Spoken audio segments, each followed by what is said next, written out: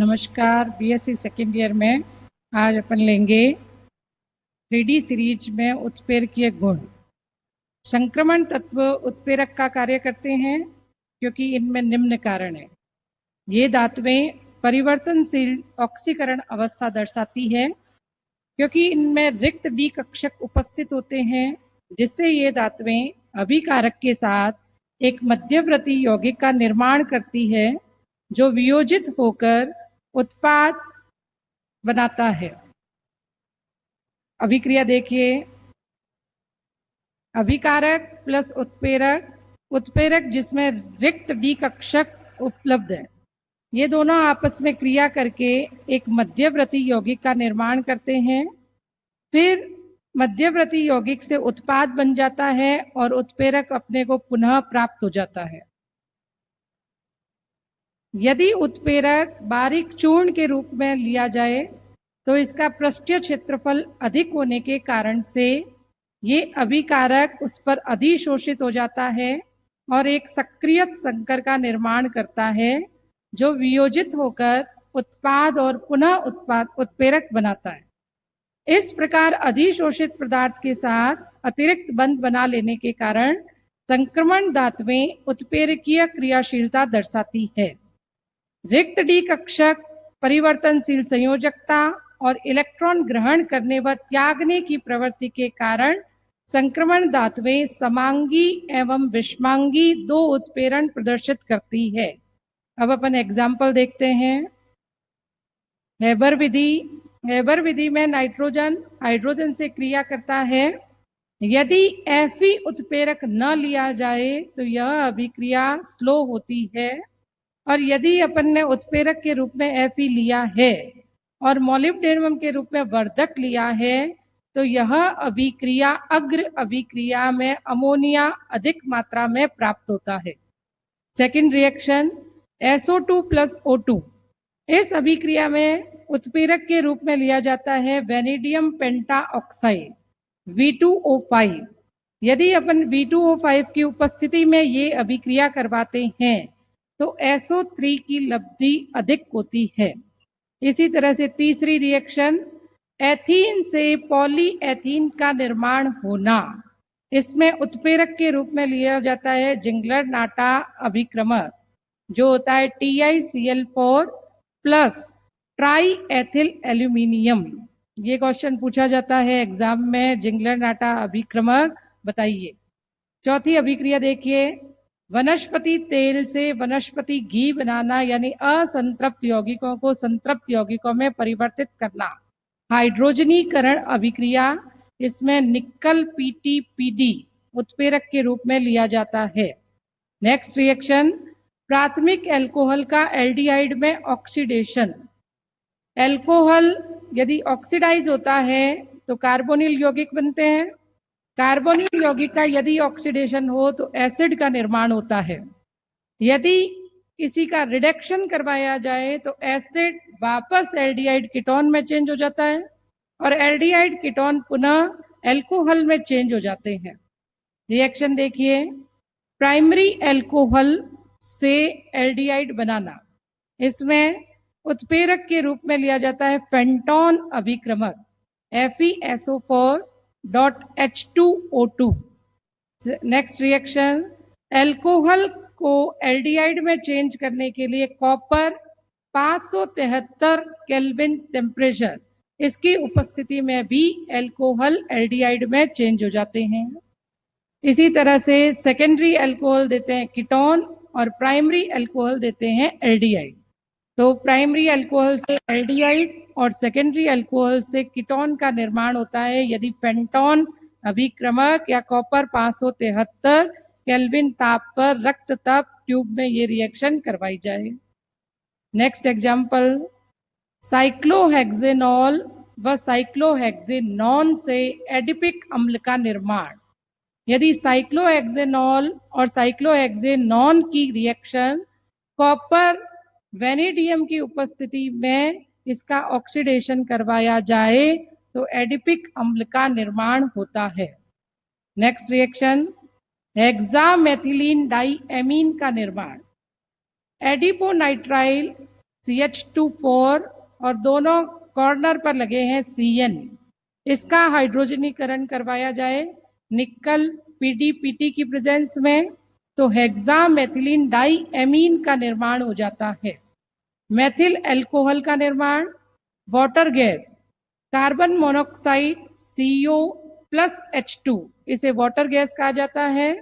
Water gas को यदि zinc chromium oxide या कॉपर क्रोमियम ऑक्साइड की उपस्थिति में गर्म किया जाए तो मेथेनॉल का निर्माण होता है। उत्प्रेरण के प्रकार, उत्प्रेरक दो प्रकार के होते हैं, समांगी उत्प्रेरक, विषमांगी उत्प्रेरक। यदि अभिकारक और उत्प्रेरक की भौतिक अवस्था एक समान हो, या तो ये दोनों गैसीय रूप में हो या दोनों लिक्विड रूप में हो, तो इसे कहते हैं समांगी उत्प्रेरक। इसमें उत्प्रेरक में ये गुण होना चाहिए कि वह अभिक्रिया के दौरान इलेक्ट्रॉन ग्रहण व त्याग कर सकता हो। विषमांगी उत्प्रेरक, जब अभिकारक और उत्प्रेरक की भौतिक अवस्था अलग अलग हो तो इसे विषमांगी उत्प्रेरक कहा जाता है। यह प्रक्रिया अधिशोषण पर आधारित होती है। देखिए इसमें क्या क्वेश्चन बन सकता है, क्या कारण है कि संक्रमण तत्व क्षार धातु फर्स्ट ए और सेकंड ए की तुलना में कम क्रियाशील है। संक्रमण धातुओं के आईपी का मान उच्च होता है। सहसंयोजक प्रवृत्ति अधिक होने के कारण से उध्रुवपातन ऊर्जा अधिक होती है। जल योजन ऊर्जा का मान कम होता है। कुछ संक्रमण तत्व जिनका मानक इलेक्ट्रोड विभव धनात्मक होता है अतः ये कम क्रियाशील होते हैं। संक्रमण तत्वों के आयनों का रंग, नेक्स्ट टॉपिक है, इनके आयन कलरफुल होते हैं। इसमें दो कारक हैं। डीडी संक्रमण, पहला कारक, यदि किसी अणु को ऊर्जा दी जाती है और वह ऊर्जा ग्रहण कर लेता है और विकिरण को परावर्तित कर देता है तो अवशोषित भाग का परिपूरक रंग हमें दिखाई देता है। इसमें क्वेश्चन बनता है, टाइटेनियम TiH2O होल 6+3 आयन बैंगनी रंग का होता है, क्यों? इसके लिए इसका कारण है डीडी संक्रमण। यदि ये छोटा क्वेश्चन आए तो केवल आंसर लिखना है डीडी संक्रमण। यदि ये 3 नंबर का प्रश्न आए तो पूरा एक्सप्लेन करना है। इसका कारण डीडी संक्रमण है। इसमें लिगेंडों की संख्या 6 है अतः संकुल अष्टफलकीय होता है। लिगेंड के प्रभाव में डी कक्षकों का विपाटन निम्न प्रकार से हो जाता है। देखिए किस तरह से हो रहा है विपाटन। अपन जानते हैं कि डी कक्षक डी जनरेट होते हैं, पांचों डी कक्षकों की ऊर्जा समान होती है। जब लिगेंड इसके कांटेक्ट में आता है तो ये पांचों डी कक्षक विपाटित हो जाते हैं T2G और EG कक्षकों में। T2G कक्षकों की ऊर्जा कम हो जाती है और EG कक्षकों की ऊर्जा बढ़ जाती है। अब ये एक इलेक्ट्रॉन जो कि डी कक्षक में है वो T2G कक्षक में जाता है। अब ये T2G कक्षक से EG कक्षक में जंप कर जाता है। तो जब कोई इलेक्ट्रॉन विकिरण को अवशोषित करके इलेक्ट्रॉन T2G से EG कक्षक में जाता है तो यह कलरफुल दिखाई देता है। तो देखिए ये 500 नैनोमीटर की ऊर्जा अवशोषित करेगा। तो जब TiH2O होल 6+3 आयन यौगिक को श्वेत प्रकाश दिया जाता है तो इसमें उपस्थित इलेक्ट्रॉन लिगेंड के प्रभाव में T2G व EG कक्षकों में व्यवस्थित हो जाते हैं।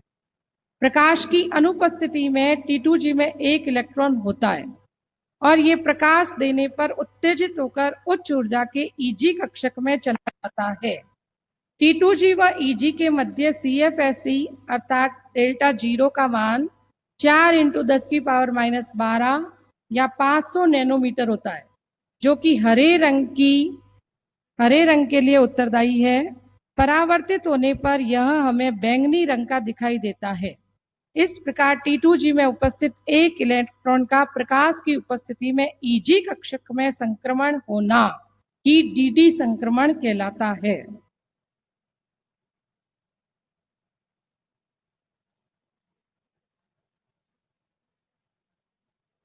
दूसरा कारण है आवेश स्थानांतरण स्पेक्ट्रा, चार्ज ट्रांसफर स्पेक्ट्रा। रंग के लिए उत्तरदायी दूसरा कारक CTS है। इसमें इलेक्ट्रॉन एक आणविक कक्षक से दूसरे आणविक कक्षक में स्थानांतरित होता है। इसके अतिरिक्त इसमें धातु आयन व लिगैंड व आयनों के आणविक कक्षकों के मध्य भी इलेक्ट्रॉन का स्थानांतरण हो सकता है। इसमें इलेक्ट्रॉन प्रकाश के दृश्य क्षेत्र से ऊर्जा का अवशोषण करते हैं। क्वेश्चन बनता है कि MnO4 कलरफुल होता है क्यों? तो इसका कारण होगा आवेश स्थानांतरण स्पेक्ट्रम। Thank you.